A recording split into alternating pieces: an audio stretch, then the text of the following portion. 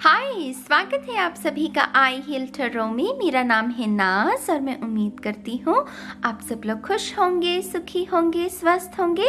सबसे पहले happy new year, नए साल की आपको ढेरों मुबारकें। ये जो रीडिंग है आपके जनवरी के महीने के लिए एनर्जी रीडिंग है, आपके साइन के लिए, जो कि सन, मून, राइजिंग और नॉर्थ नोड के आधार पर होगी।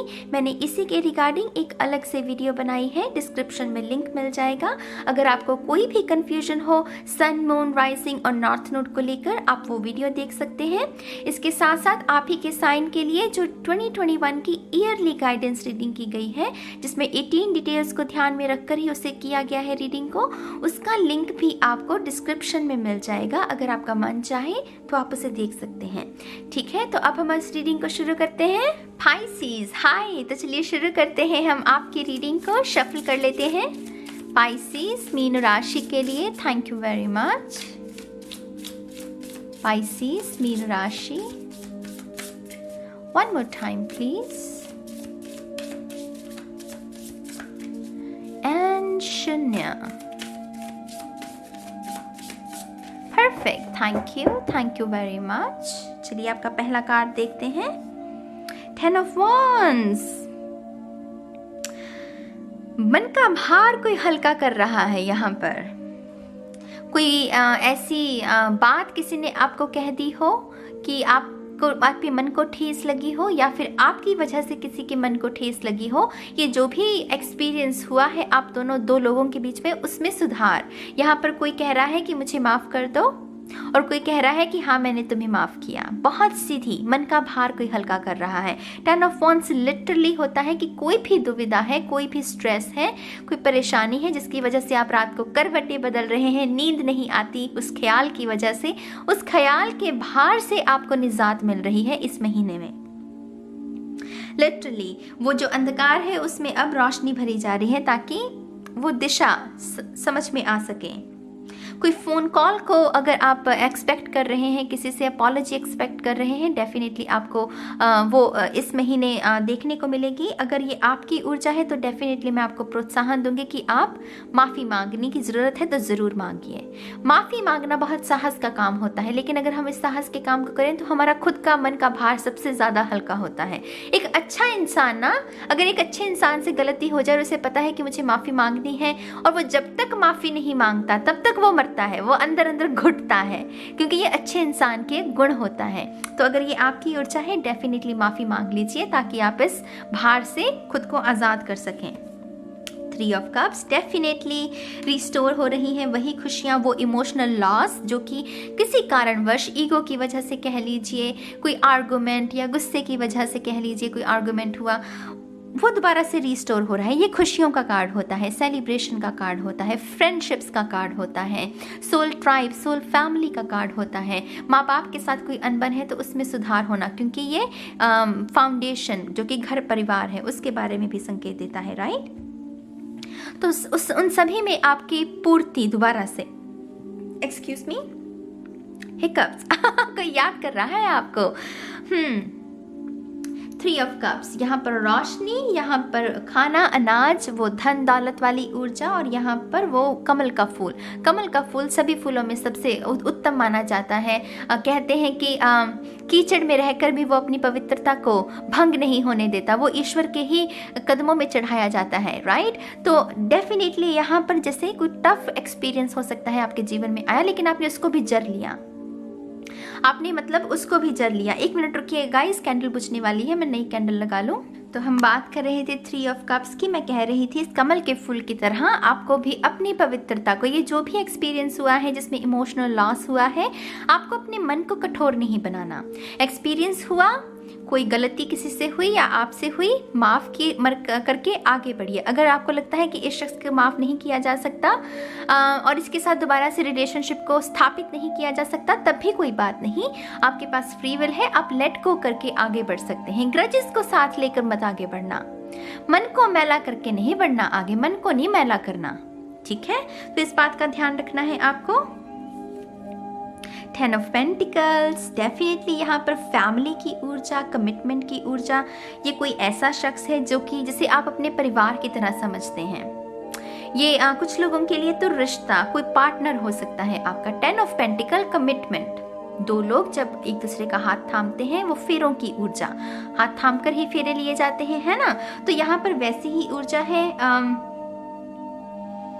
मुझे इन्वेस्टमेंट शब्द भी सुना, तो अगर आपने किसी के साथ मिलकर कोई इन्वेस्टमेंट की, उसमें कोई कुछ गड़बड़ी होगी, उसकी वजह से कोई दिक्कत होगी आपके रिलेशनशिप में, उसमें भी आपको सुधार देखने को मिलेगा। ये तीनों ही कार्ड सुधार के हैं। ये भी 10 ऑफ वॉन्ड्स कहता है कि भार हल्का हो गया, ये नई शुरुआत है। यहाँ पर तो 10 ऑफ पेंटिकल, चीजें दोबारा से कंट्रोल में आ रही हैं, स्थिर हो रहा है। वो जो नजारा जिसमें था ना, वो अब स्थिर हो रहा है। 10 ऑफ पेंटिकल हमें इस बारे में भी संकेत देता है कि आपके पास धन मौजूद है, उसे बैंक में मत पड़े रहने दीजिए, उसको उससे और धन को अट्रैक्ट करने की, क्योंकि यहाँ पर आइडियाज क्रिएट करने की भी कोशिश की जा रही है। 10 ऑफ पेंटिकल हमें एंटरप्रेन्योर की, नया बिजनेस शुरू करना, 9 to 5 जॉब से निजात पाकर कुछ अपना इन्वेंट करना, स्थापित करना, कुछ बड़ी ऊर्जा होती है। तो यहाँ पर डेफिनेटली अपने रिसोर्सेज को सही ढंग से आप इस्तेमाल करें, उसके लिए भी स्पिरिट आपको प्रेरित कर रही है। धन के मामले में कोई पैसे हैं आपके, मान लीजिए इन्वेस्ट किए थे अगर आपने, तो उससे भी आपको धन लाभ हो सकता है।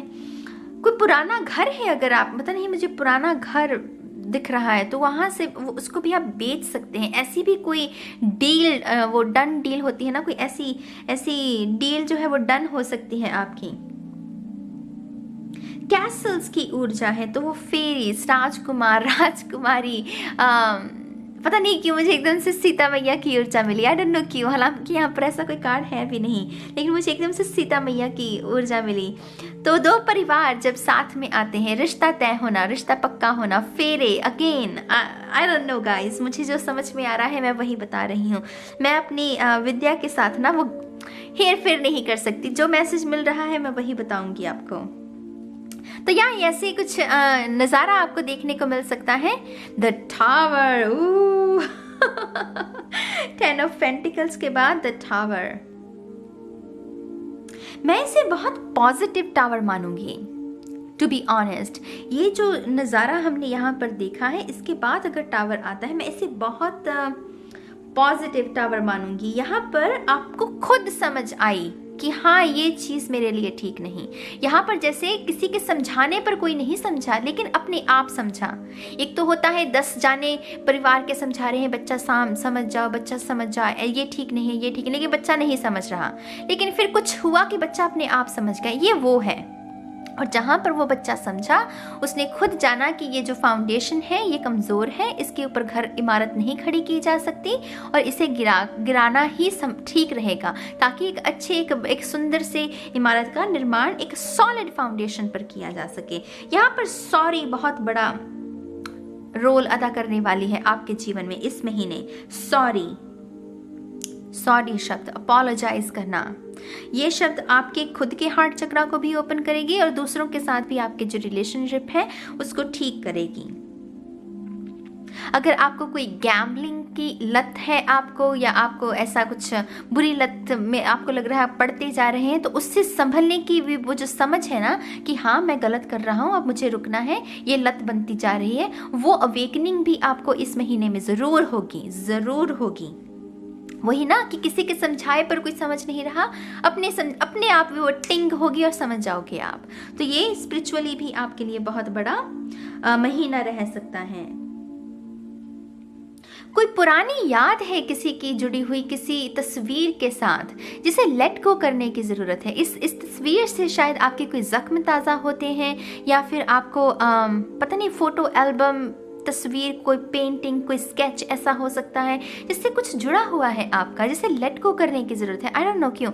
या फिर ये कोई क्रैक्ड फोटो फ्रेम भी हो सकता है जिसकी वजह से नेगेटिविटी उत्पन्न हो रही है और स्पिरिट कह रही है कि इसका शीशा बदलवा लो या इसका फ्रेम बदलवा लो।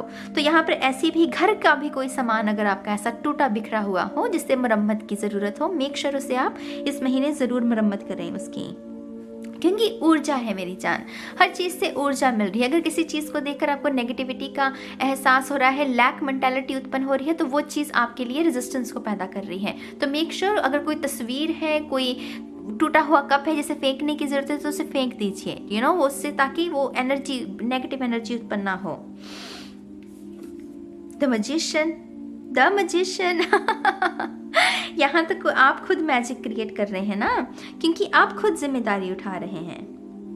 अब आपको वो बात समझ में आ गई जो आपको समझाने की बार बार कोशिश की जा रही थी। अगर आप ये गिला शिकवा करते हैं अक्सर अपने आप से कि एक ही तरह के एक्सपीरियंसेस, एक ही तरह के लोगों को आप मैनिफेस्ट कर रहे हैं, तो यहाँ पर आप ये नहीं पूछ रहे कि ऐसा क्यों हो रहा है। आप कह रहे हैं कि हाँ, अब मुझे देखना है कि ऐसा क्यों हो रहा है। आप उस रीज़न को समझे और आपने कहा कि अब मैं इन रीजंस को पीछे छोड़ूंगा, अब इनको रिमूव करूंगा ताकि एक नई ऊर्जा, नया मैजिक क्रिएट कर सकूं। और यहाँ पर आप वही कर रहे हैं। ये दास्तान देख रहे हैं पूरी अपनी। किसी ने माफी मांगी, खुशियां रिस्टोर हुई, समझ आई, खुद ही वो टिंग हुई और अब मैजिक क्रिएट करना। मतलब बहुत सुंदर तरीके से इस पूरे फ्रेम को स्पिरिट ने वो पेश किया है। रिसोर्सेज के बारे में भी, प्यार मोहब्बत इश्क है अगर आपका, उसमें भी आपको संतुलन देखने को मिलेगा। नई शुरुआत करियर में, कम्युनिकेशन, थ्रोट चक्रा आपका अगर ब्लॉक्ड है तो इस महीने में वो हील हो जाएगा। आप कम्युनिकेशन में अच्छे तरीके से कम्युनिकेट कर पाएंगे। ये पैशन के बारे में है, तो इन चारों गुणों को अगर मिला लें तो ग्रोथ। गार्डनिंग कुछ लोगों के लिए सिग्निफिकेंट हो सकती है। इंडोर प्लांट्स जो होते हैं उनकी खरीदारी भी आप इस महीने में कर सकते हैं, नए साल में। बहुत सुंदर ऊर्जा, बहुत ही सुंदर।